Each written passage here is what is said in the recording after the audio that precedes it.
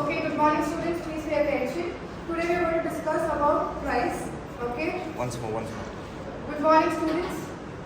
Today we are going to discuss about price, its importance, okay, the factors affecting the product pricing and also the pricing objectives. Okay. What do you mean by the term price? Price is the amount which is charged by the seller because we consumers require a material. Yes or no? So when you need something, you have to pay an amount for it.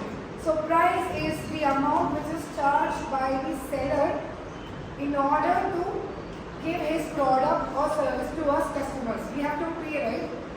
Yes or no? So what do you mean by the term price? It is nothing but the amount charged by the seller in order to acquire a particular product or service which we consumers have to pay. Okay? So let's see about the importance of pricing in marketing strategy. Okay, the first point they say is all products, services and ideas have a price even if they are free.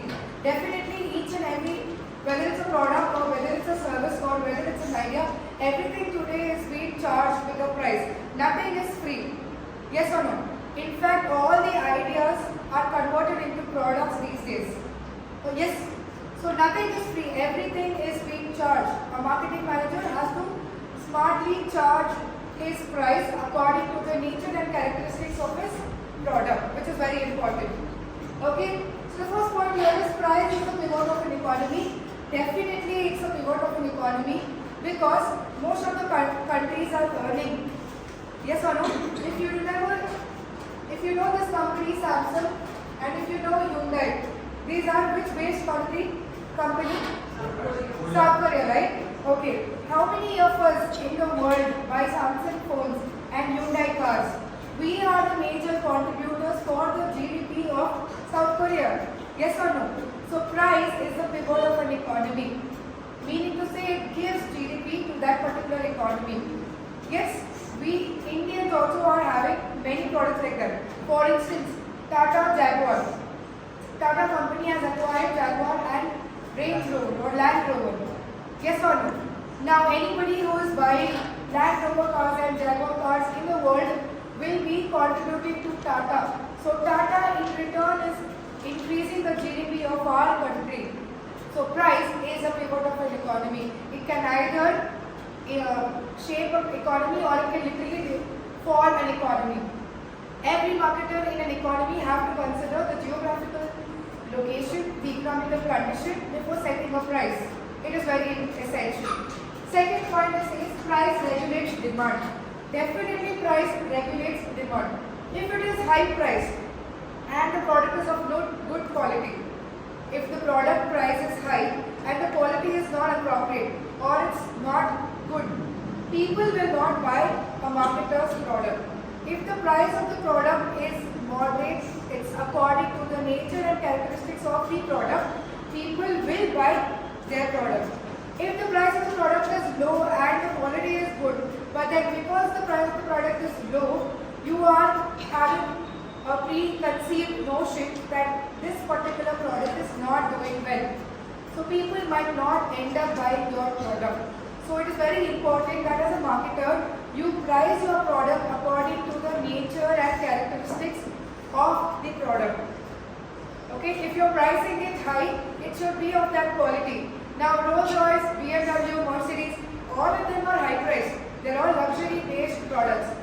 People are willing to buy those luxury cars only if they have the money. Okay, they also buy these cars because they know the performance of these cars and the quality of these cars is good. Yes or no? So price can always regulate demand. If you increase the price of the product, what happens? People who were earlier buying your product will not buy it anymore. They will look for substitute products in case of similar characteristics of products. Yes, we all know that, right? If the price of coffee increases, people don't think twice to shift to tea. Yes or no? So in similar nature products, it is very essential that a marketer go along with his competitor. Because if one price increases, he will lose out on his customers. If the price decreases, he will gain more customers. And the competitor also have to follow accordingly. Are you price regulates demand. Is there any doubt? Okay, let's go to the third one. Price is a competitive weapon. Definitely it's a competitive weapon. If the price of Pepsi is decreasing to 20 to 18 rupees, from 20 rupees to 18 rupees, immediately you will also find Coca-Cola coming up with the same offer or a similar offer. We all know why they do it. Products of similar nature can be substituted easily. Yes or no? So price is a competitive weapon. If I as a marketer reduce the price, it is important that my competitor also reduces its price. If he doesn't do it, people from his target market will come back to me because I am reducing the price. Therefore, price is a competitive weapon. It can either give more market share or less market share or no market share for a marketer. Clear? Let's go to the next one. Price is the determinant of profitability. Yes, price can decide if a firm will earn profits or will not earn profits. The firm's success is purely on the pricing of the product. Among the 4 P's of marketing, like I told you earlier, price plays a very crucial role. If you price it according to the nature, characteristics, quality, okay, everything correct, then it's very important that this product is sold in the right market.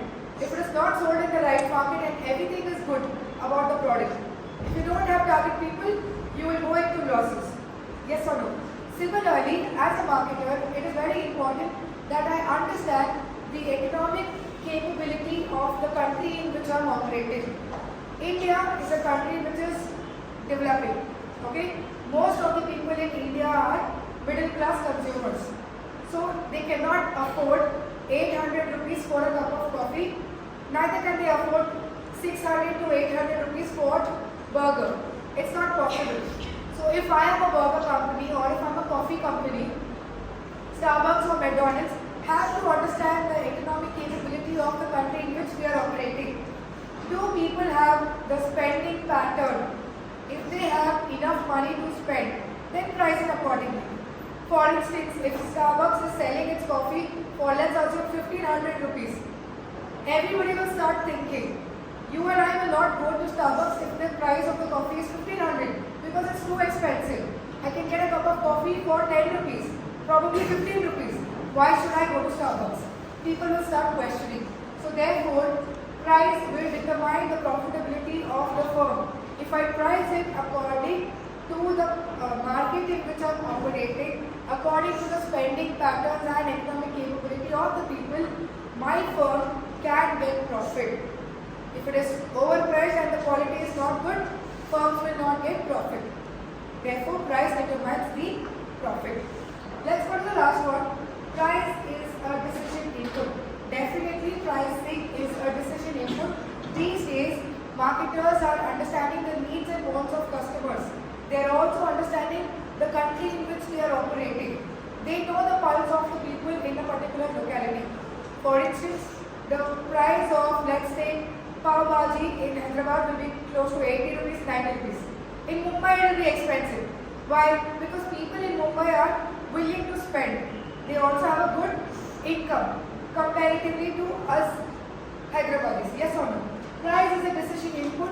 Every member of the organization will be involved in deciding the price. They have to decide the price according to the geographical location. It's an internal decision taken, and price decision is always taken by the top executive. They have to decide the price deciding upon the country or the region in which they are operating. Are we clear? Understanding?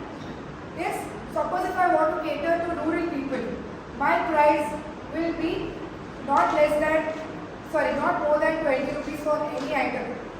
Depends upon item. That's why in rural areas you get sachets. In urban areas also you get sachets. It is priced according to the quantity. Yes or no? So price is a decision input where the top executive decides the price considering the economy in which he is operating. Okay? Let's go to the next topic, which is the pricing objective. First one is surviving. Every marketer in the world his basic motive is to live longer in the market in which he is operating. Price objective is to make sure that the company survives for a longer period of time. If the price of iPhone is 1 lakh and above 1 lakh, it is because they are performing also equally according to that amount which they have charged. Every company in the world wants to survive for a longer period of time, and it is crucial for them to exist in the market. If you price it accordingly, you can survive and sustain for a longer period of time.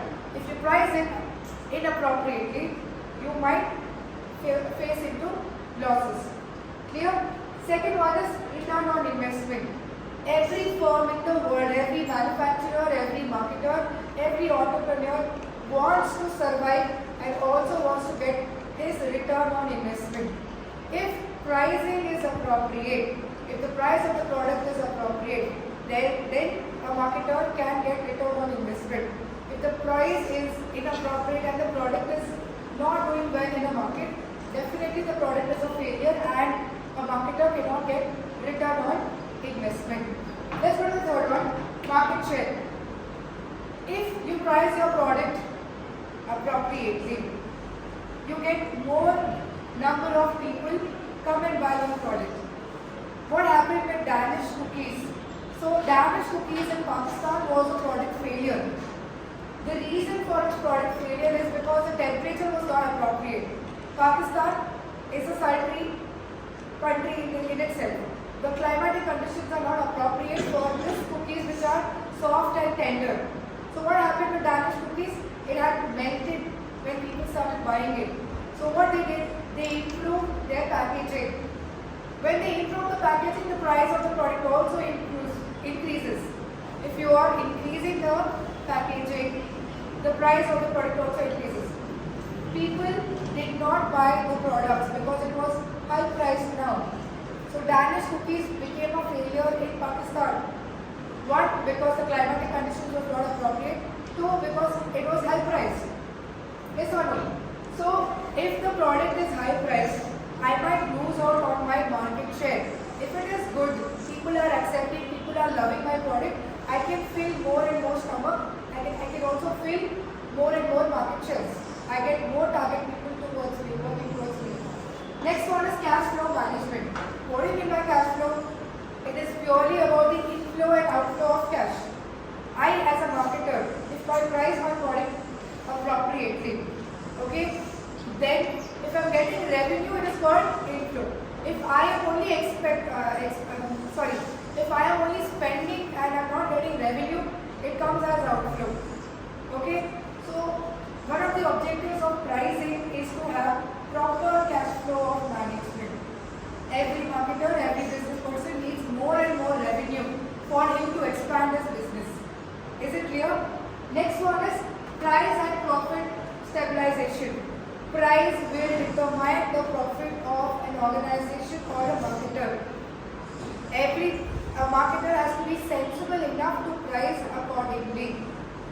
Clear? If they do not price it appropriately, just like Danish cookies which failed in Pakistan, you as a marketer will also fail in that economy. Many products in the world come and they just go up. They decline. They go into decline stage. Why? Because the product is not appropriate, or they are priced it too high, or the market in which they are operating does not require the product. Yes or no? There are many reasons why the product failed. Price is one of the factors which will decide the profit of the organization. Clear? Next one, resource mobilization. Pricing will help. For instance, if I just need 10 people to produce my output, but accidentally I take 20 more people to produce my output, what happens? I am taking excess. So when I take excess, I charge excess. So there is a chance that I might not get enough profits as expected. So one of the objectives of pricing is to make sure that the resources required for production is appropriate. Okay, do not take too much, neither undertake. Take right quantity of people required for producing your output, who will utilize your resources adequately and correctly, efficiently and effectively. Clear? Next one is meeting killer price will always make sure it will give that neck-to-neck competition. Pricing of a product will always give neck-to-neck competition just in case of similar products. Yes, suppose we know that we are having so many mobile phones in this world. Suppose if you want to start your own mobile phone, your own factory, with your own brand name, you know that the existing mobile phones, how they are operating and so on. If you want to establish yourself as a good mobile phone, okay, you need to understand how things work in a market, how your competitors are doing. Pricing will always give neck-to-neck competition. You can succeed if you have all the qualities which is required for a mobile phone and price it appropriately. Then you are able to meet killer competition. Let's go to the next one. Profit maximization looks very obvious. Pricing of a product can determine the profit of a firm. Success of a firm can be purely determined by pricing it correctly. Next one, maintaining image. Price, for instance, will you ever see Rolls Royce or BMW or Mercedes giving you a discount? Will they say today please come to my store and I'll give you 10,000 discount? It's not possible. Yes, they are high priced because they perform well. They are high priced because they give everything required. Everything which they state they will provide, they provide it. So, pricing will always maintain that image. It can help an organization maintain that image. We know that it is high priced. We also know it is high priced because it performs better. Because it performs its best. Clear? These are the objectives of pricing. Let's go to the factors influencing product pricing. So there are two factors which influence the product pricing, which is the internal factor and which is the external factor. Let's look at the first one, internal factor. First one is the organizational factor. When we talk about the internal factor, we are talking about the structure of the organization and the members associated with them. All of them are part and parcel of the organization. Their thoughts, their ideas, their inputs on pricing is essential for organization. Because sometimes people working in an organization know much better than the top executive. They know the pulse of people. They know the spending patterns of people. They can give their valuable inputs. So one factor for influencing pricing decision is organizational factor, which is nothing but the members of the organization. Second one is your fourth piece, marketing mix. Okay, you have decided on the product, you have decided on the price, you have to decide on the place and promotion. They are also important. Yes, that is an internal factor which will affect product pricing. Next one is product differentiation. You as a marketer want to differentiate yourself from that of your competitor. You want to position yourself as a good quality product. Yes or no? It is an internal factor because you want to outstand the market. Okay, so that is also another factor which will influence your product pricing. Next one is product cost. Total amount required to produce a particular cost is taken into consideration. It's an internal factor decided by the members of the organization. Suppose the price of the product is 10 rupees. The manufacturer might only acquire 3 rupees. The cost of producing for that particular product for a manufacturer may be only 3 rupees. He will sell it to wholesalers for probably 5 rupees. Wholesaler will sell it to retailer for 7 rupees. And 7 rupees is the price which a retailer buys for and sells it at MRP, which is 10 rupees. So when you talk about product cost, I as a manufacturer have to take into consideration why am I charging 10 rupees. I have to justify why. How much does it take for me to produce this particular product? It's an internal factor. Okay. Next one is product life cycle. We know what product life cycle is. Okay. Many a times companies come in the market and they just quickly shut down and sell. For instance, Micromax mobile phone, Lava mobile phone. They are all Indian manufacturing mobile phones. But today they are no more there in Indian market. Why? Because they have failed. Probably because they were not of good quality or probably they were not fulfilling each and every aspect required from them. Clear? So product life cycle is an internal factor for pricing decision.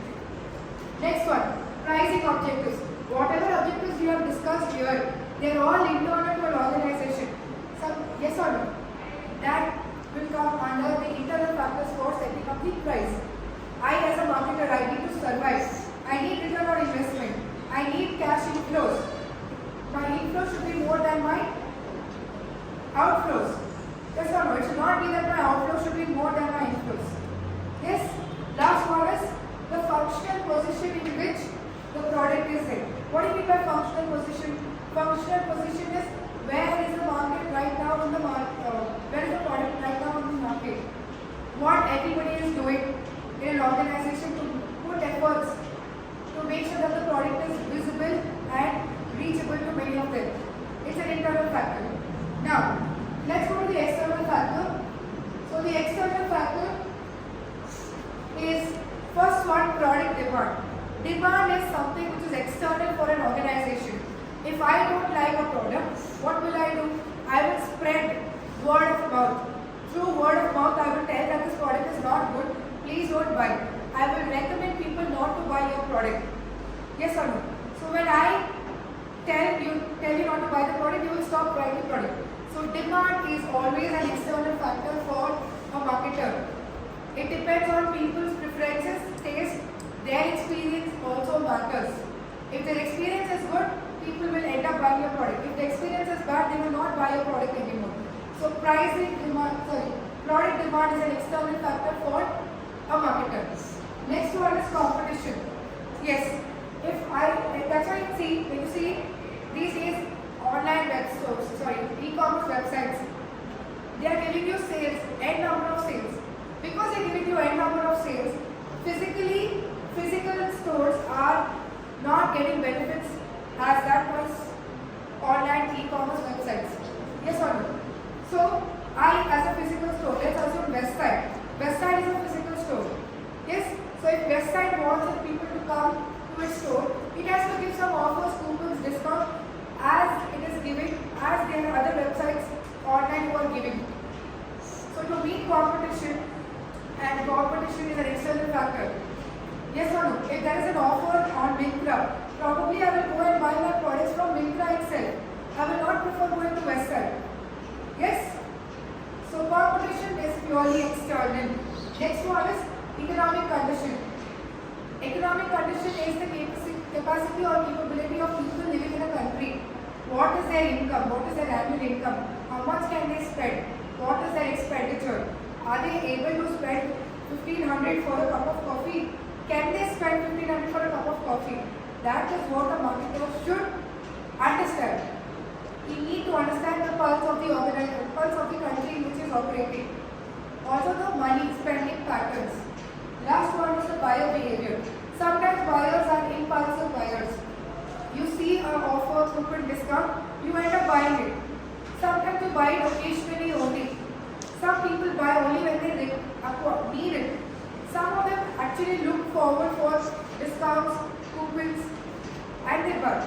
The minute they hear that there is an offer in so-and-so store, they are impulsive buyers. They end up buying. Yes? So that is also an external factor.